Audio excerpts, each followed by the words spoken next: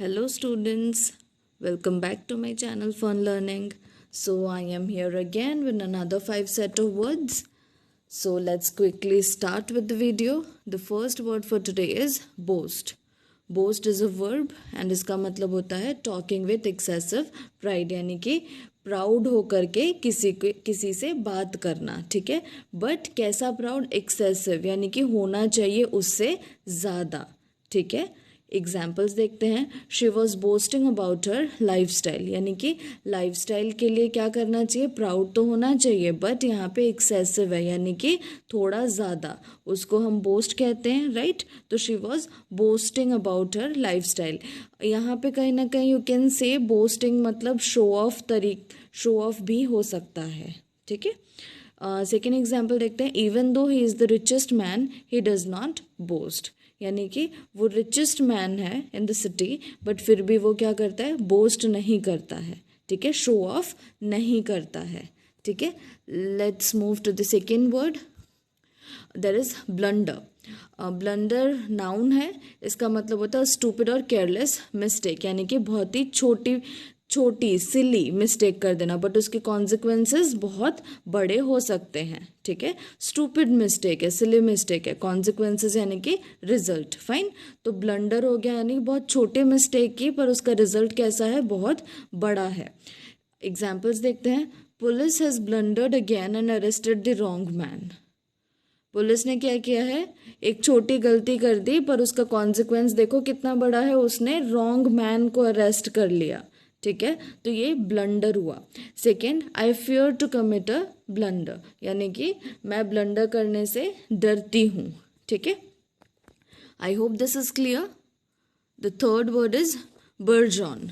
ये again verb है, इसका मतलब होता है ग्रो रैपिडली, यानी कि जल्दी जल्दी आगे बढ़ना, ठीक है. एग्जाम्पल्स देखते हैं. सी बर्जन्ड इनटू अ फाइन एक्ट्रेस, यानी कि वो बहुत जल्दी उसकी जो एक्टिंग स्किल्स थे वो बहुत जल्दी फाइन हो गई, and she become an fine actress, ठीक है. Second example, car dealers are expecting sales to burgeon, यानी कि कार डीलर्स एक्सपेक्ट कर रहे हैं कि उनकी जो सेल्स होगी वो कैसी हो जाएगी? बहुत फास्ट हो जाएगी, बहुत ही रैपिडली ग्रो करेगी, ठीक है. Let's move forward. That is bifurcate. Bifurcate again verb है. Bifurcate का मतलब होता है division of something into two, यानी कि दो चीज़ों को अलग करना, ठीक है. इसको आप distinguish की जगह पे यूज़ कर सकते हो bifurcate को. एग्जाम्पल्स देखो. This road bifurcates between the two cities, यानी कि दो सिटीज़ के बीच में ये जो रोड है ये डिवाइड कर रही है, डिस्टिंग्विश कर रही है, ठीक है. तो that is the road is the sign of a distinction between the two cities. तो यहाँ पे देखो as a word bifurcates use हुआ है, ठीक है. नेक्स्ट एग्जाम्पल देखो. यहाँ पे देखो बाइफिकेट का बाइफिकेशन हो गया है. बाइफिकेशन इज द नाउन फॉर्म, ठीक है. बाइफिकेट वर्ब है, बाइफिकेशन क्या है? नाउन है. The बाइफिकेशन between the department of commerce and management is not clear, यानी कि जो डिपार्टमेंट ऑफ कॉमर्स है एंड डिपार्टमेंट ऑफ मैनेजमेंट है, इनके बीच में कोई क्लियर बाइफिकेशन नहीं है, यानी कि क्लियर डिविजन नहीं है. नेक्स्ट देखते हैं. Next is broach.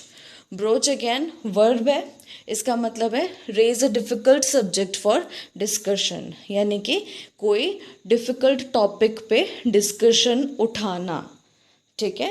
क्लासरूम हो चाहे संसद हो, कहीं पे भी एक डिफ़िकल्ट टॉपिक पे डिस्कशन को उठाना, उसको कहेंगे ब्रोच. एग्जाम्पल देखो. I broach this subject he was avoiding the whole time, यानी कि मैंने एक कैसा टॉपिक निकाला? डिफ़िकल्ट टॉपिक निकाला, जो कि वो सुबह से यानी कि होल टाइम से सुबह अवॉइड कर रहा था. So that's all for today. I hope you like the video. For more videos like this, do subscribe to my channel. I am Aditi, signing of.